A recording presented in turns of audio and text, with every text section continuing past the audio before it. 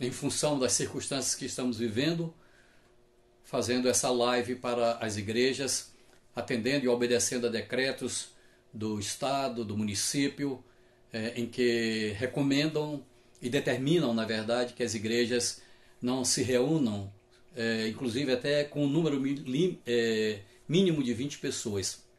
E então, atendendo a essas determinações, nós estamos hoje fazendo essa live e recomendamos à nossa igreja a todos ficarem em casa, em isolamento, para ver se a gente consegue debelar um pouco, combater um pouco essa pandemia. E então nós hoje, com esse recurso tecnológico, nós vamos fazer uma reflexão e trazer uma mensagem para todos, para toda a igreja.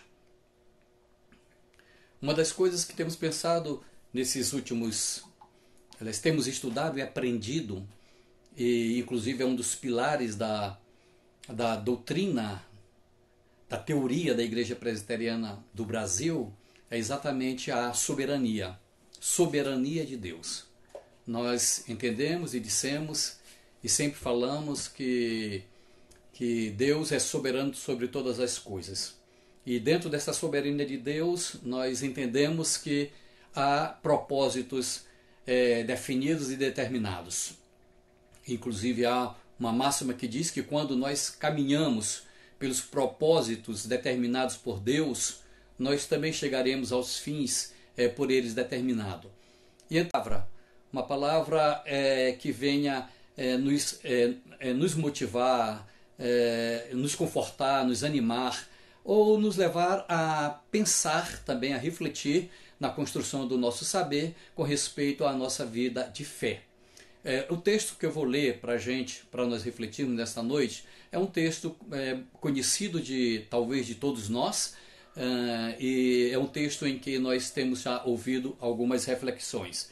E o texto que eu quero ler agora para a gente, para a nossa reflexão, está aqui no Evangelho de Lucas, no capítulo 8, do versículo 22 até o versículo 25. O texto diz o seguinte: aconteceu que, num daqueles dias, entrou ele, Jesus Cristo, no caso aqui, num barco em companhia dos seus discípulos e disse-lhes: passemos para a outra margem do lago. E partiram.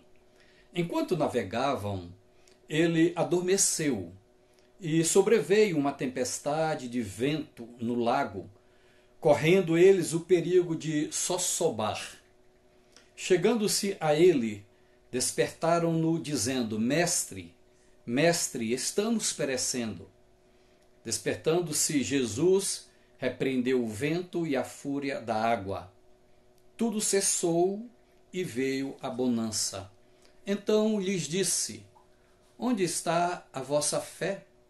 Eles, possuídos de temor e de admiração, diziam uns aos outros: quem é este que até aos ventos e às ondas repreende e lhe obedecem? Pai querido, eu quero em nome de Jesus, agora nesse instante, te agradecer pelo privilégio, pela oportunidade que tu nos dás de refletirmos sobre a tua palavra. E a nossa oração é que o teu Espírito Santo unja os nossos lábios e as nossas mentes, bem como as mentes, os ouvidos e os corações daqueles que conosco participam deste serviço. Queremos, em nome de Jesus Cristo, te agradecer por esse recurso e te louvamos pelo privilégio que temos de cultuarmos ao Senhor aqui mesmo em casa. Em nome de Jesus é que oramos. Amém. Eu queria nos desafiar, na verdade, a pensarmos sobre algumas razões pelas quais os discípulos de Jesus Cristo não deveriam ter medo da tempestade. Os discípulos de Jesus estavam atravessando o mar da Galileia, diz aqui o texto, quando eles foram surpreendidos por uma grande tempestade. As tempestades da vida elas são inevitáveis, inesperadas, e muitas vezes até não se consegue administrá-las. E os discípulos tentaram em vão, se esforçaram em vão para controlar o vento e a fúria do mar. E o barco, diz aqui o texto, estava se enchendo de água, estava afundando, e os discípulos, morrendo de medo de morrer, eles e serem engolidos pelo mar, eles buscaram socorro em Jesus. E nesse momento, eles clamaram a Jesus: Mestre, não te importa que pereçamos? Jesus então repreendeu o vento, diz o texto, e o mar, e disse aos seus discípulos: Por que sois tímidos? Por que não tendes fé? O texto começa dizendo aqui que aconteceu que num daqueles dias entrou em um barco com os seus discípulos. Que dias foram esses?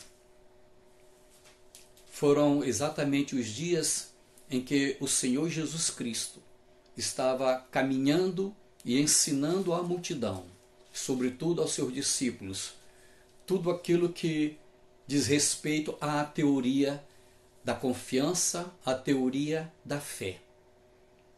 E à tardezinha, começando a noite, o Senhor Jesus chama os discípulos para atravessarem o mar da Galileia.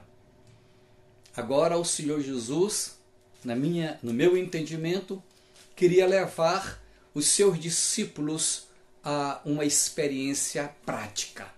Ele havia dado a teoria sobre a fé, havia ensinado-lhes sobre a fé. Quando vejo essa expressão, e aconteceu que num daqueles dias,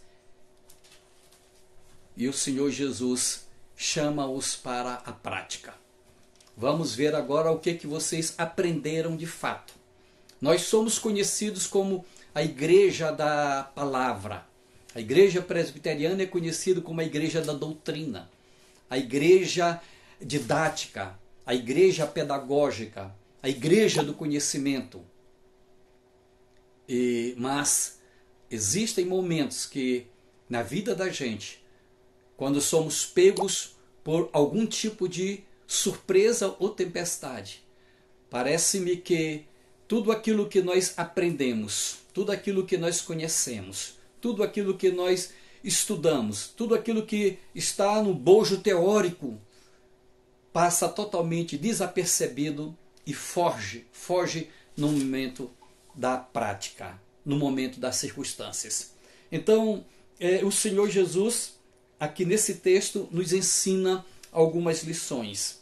A primeira lição que eu percebo que por que os discípulos eles deveriam confiar em Jesus? Por que os discípulos deveriam confiar em Jesus? Por que os discípulos não deveriam ter medo? Primeiramente, porque Jesus estava com eles. Primeiramente, por causa de Jesus. Diz aqui o texto: entrou ele num barco em companhia dos seus discípulos.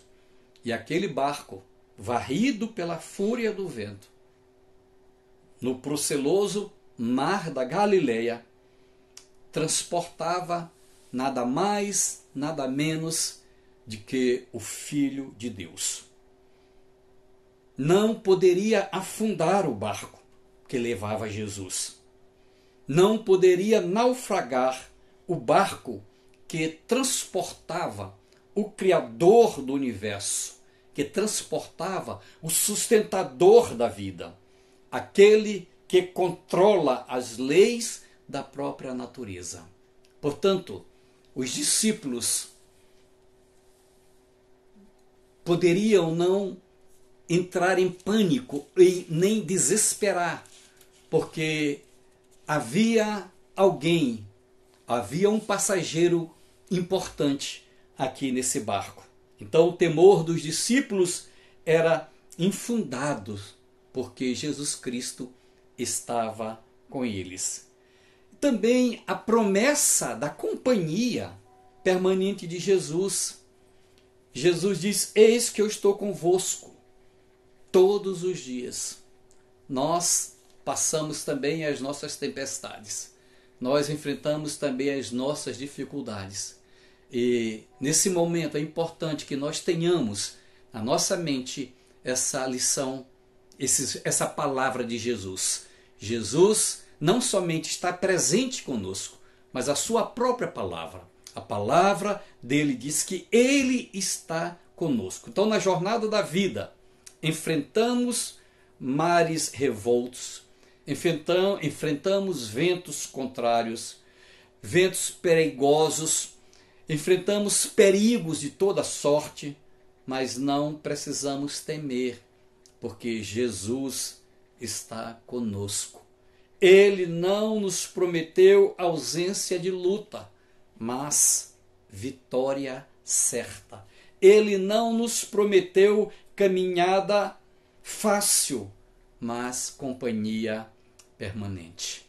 Então, não haveria razão para os discípulos ficarem com tanto medo. Pelo contrário, eles tinham razão para estarem descansados ou então tranquilos. Essa lição também fica para nós. E um outro motivo pelo qual os discípulos também precisavam confiar naquele momento da tempestade é por causa da palavra de Jesus. Vejam que Jesus, ao entrar, vejam que o texto diz assim: aconteceu que num daqueles tempos entrou Jesus no barco e depois diz: passemos para a outra margem do lago. Jesus havia dito aos discípulos: passemos para a outra margem do lago. A tempestade não surpreendeu Jesus e nem pôde frustrar.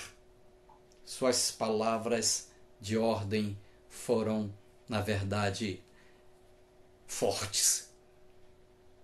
O destino dos discípulos não era o fundo do mar, mas a outra margem. Quando Jesus promete, ele cumpre. Quando ele dá ordem, nada pode impedir que a sua vontade seja feita. Ele vela pela sua palavra para cumpri-la.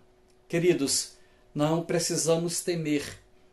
É verdade que essa pandemia que estamos vivendo, essa pandemia que está nos forçando a um isolamento social, essa pandemia que tem atingido muitos, milhares e milhares de pessoas, com a contaminação, muitas outra quantidade com a morte, mas o Senhor Jesus está dizendo que, na verdade, Ele está conosco. Quando nós falamos no começo que Deus é soberano sobre todas as coisas e que nada acontece na vida do cosmos, do universo, com a vida da igreja, sem um propósito definido, sem a permissão de Deus, nós entendemos também que não precisamos temer, nós precisamos confiar, porque há um propósito, há um objetivo específico. Ainda não está muito claro para nós, mas temos algumas injunções, temos algumas compreensões, e embora os escatologistas de plantão, buscando inclusive textos de profecias já cumpridas no Antigo Testamento, algumas outras no Novo Testamento, sobretudo em Apocalipse e Mateus 24, trazendo inclusive textos que são totalmente discutíveis, tentando entender esse apocalipse que estamos vivendo, mas na verdade o que nós entendemos é que há um propósito que ainda não nos é, que penso em momento para nós aprendermos a confiar em Deus, depender de Deus e praticar a nossa fé, praticar aquilo que nós, na verdade, temos conhecido sobre Deus e a sua palavra. Então, a palavra de Jesus e a realidade são a mesma coisa. Nenhuma de suas promessas pode cair por terra. Jesus disse-lhes: passemos para outra margem do lago. Jesus estava no barco. Jesus havia falado que chegaria ao outro lado. E os discípulos não haviam entendido. Então, precisamos entender e precisamos nos apropriar. Precisamos abraçar a palavra de Deus que nós conhecemos, que ele está na nossa mente. Outra questão também pelo qual o discípulo não deveria ficar tão preocupado, ansioso, era exatamente como diz o versículo 23. Enquanto navegavam, ele adormeceu. Exatamente por causa da tranquilidade de Jesus, por causa da paz de Jesus. Jesus estava tranquilo enquanto eles estavam preocupados, correndo de um lado para o outro, tentando resolver aquela questão. O Senhor Jesus dormia. O Evangelho de Marcos diz o seguinte: e Jesus estava na popa, dormindo sobre o travesseiro. Sim, Jesus estava dormindo na popa do barco, na hora da tempestade mais convulsiva. Jesus era humano e, como humano, estava cansado de suas atividades e ele aproveitou aquele travesseiro para descansar e dormiu. Sim, ele dormia não porque desconhecesse o perigo, mas porque conhecia e confiava no cuidado do seu Pai. Ele confiava no cuidado do seu Pai. Queridos, nosso coração se enche de medo na tempestade, porque a nossa fé foge. O nosso coração se enche de medo nas dificuldades, porque se esvazia, o nosso coração se esvazia da fé. Ficamos alarmados porque duvidamos de que Deus está controlando todas as coisas. Porque duvidamos de que Deus está no controle da tempestade quando chega. Nós precisamos aprender a descansar na tempestade, sabendo que, ainda que a situação esteja fora do nosso controle, está rigorosamente sob o controle de Jesus, sob o controle de Deus, a quem confessamos como nosso Pai, como nosso Senhor e como nosso Deus. Uma outra lição para concluir que nós tiramos nesse texto. Uma outra razão pela qual os discípulos precisavam confiar ou não ter medo era exatamente por causa do poder de Jesus. Eles já haviam caminhado com Jesus. Eles já haviam experimentado. Veja que o texto diz: despertando-se Jesus, repreendeu o vento e a fúria da água. Tudo cessou e veio a bonança. O evangelista Marcos diz: e ele, despertando, repreende o vento e disse ao mar: acalma-te, emudece. O vento se aquietou e fez grande bonança. Amados, Jesus repreendeu o vento e o mar, diz aqui o texto, e fez-se grande bonança. O vento e o mar nos ameaçam, estão debaixo do poder de Jesus. O evangelista Marcos nos mostra que Jesus tem todo o poder sobre as leis da natureza, que Jesus tem todo o poder sobre os demônios, que Jesus tem todo o poder sobre as enfermidades, que Jesus tem todo o poder sobre a morte. Mateus nos diz que Jesus tem todo o poder e toda a autoridade no céu e na terra.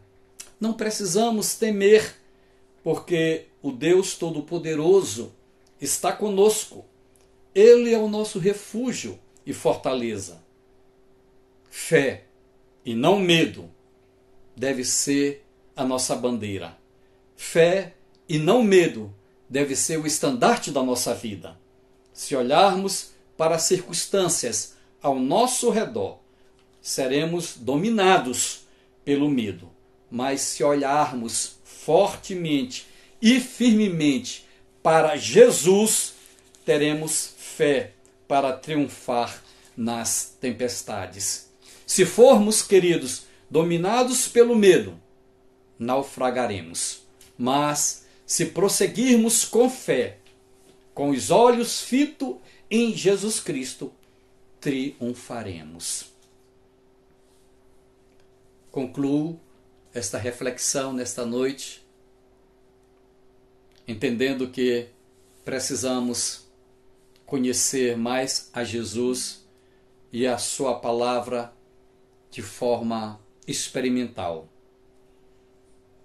a fim de que possamos confiar nele e confiar no seu poder em meio a quaisquer circunstâncias ou tempestades da vida. Do contrário, seremos eternos escravos da dúvida, do medo e de tudo aquilo que provém destes dois sentimentos e atitudes. Nesse momento, gostaria de convidar vocês a fazermos aquilo que nos compete, enquanto humanos, enquanto pessoas, buscarmos, depois de termos ouvido tantas orientações com respeito aos nossos procedimentos em meio à pandemia, então o isolamento é a receita que parece-me ser a mais pronta.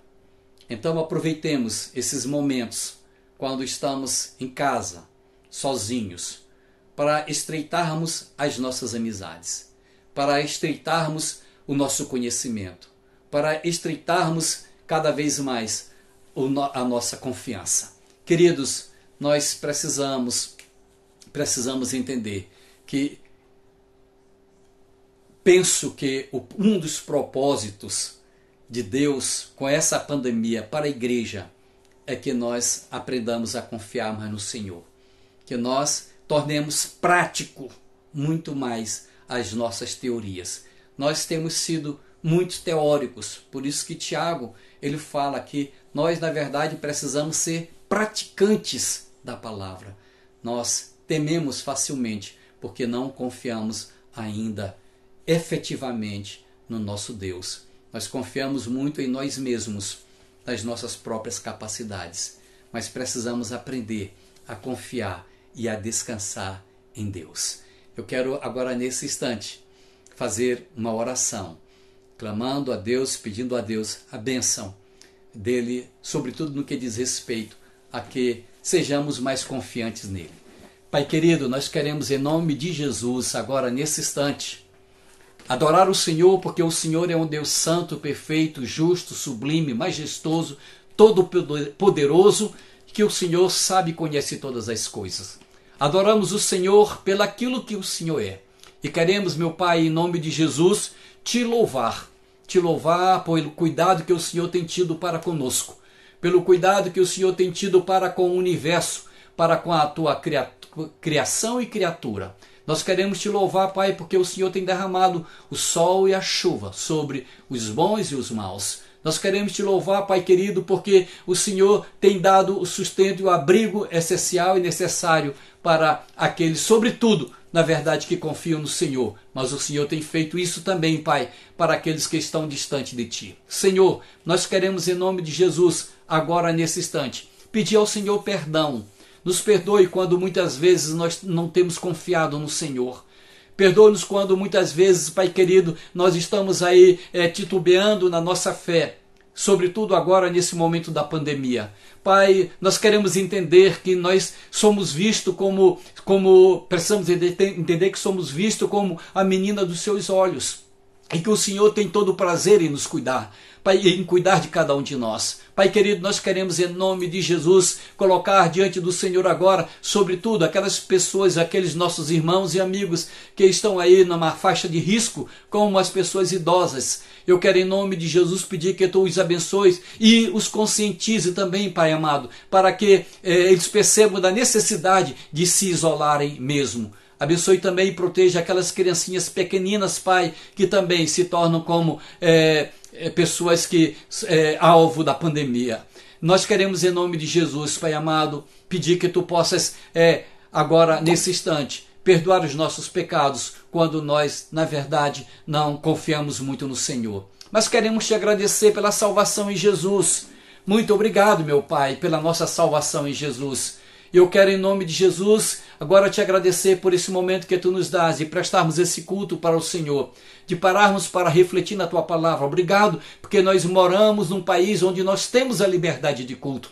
Embora muitos não tenham entendido, inclusive, a dinâmica e a intenção do Ministério de Saúde com respeito a esse isolamento. E eu quero pedir em nome de Jesus, tenha misericórdia, Pai querido, dessas pessoas, desses líderes, de forma que eles não sejam contagiados por esse vírus. Pai, nós queremos em nome de Jesus pedir que Tu nos ajudes a tirar lições e aprender aquilo que o Senhor quer nos ensinar nessas circunstâncias e nessas tempestades. Queremos em nome de Jesus Cristo agora pedir também, Pai amado, que Tu abençoe os nossos queridos, onde quer que estejam agora, dispensando a Tua graça. Pai, oro também e aproveito orar pelos nossos missionários que estão nos lugares mais distantes também, ali pregando e compartilhando o Evangelho do Senhor, em lugares inclusive onde realmente o vírus tem se espalhado de uma forma muito avassaladora.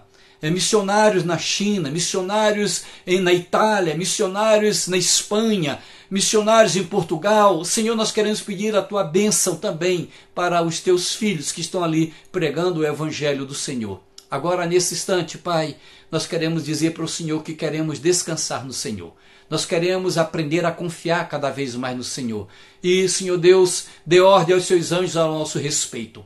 Pai querido, que o Senhor possa realmente ungir os umbrais das nossas casas e das nossas vidas, de forma que sejamos protegidos. Embora saibamos que pelo fato de sermos cristãos, de estarmos com o Senhor no barco, nós não estamos isentos das dificuldades, mas o Senhor nos livra nas tempestades, o Senhor nos livra nas dificuldades. Muito obrigado, e que o Senhor nos abençoe e nos guarde. Que o Senhor faça resplandecer o Seu rosto sobre nós e tenha misericórdia de nós.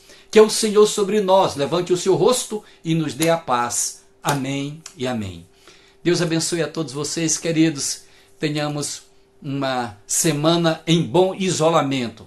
Essa próxima semana, esses próximos dias serão determinantes e nós iremos, na verdade, combater e vencer esse vírus.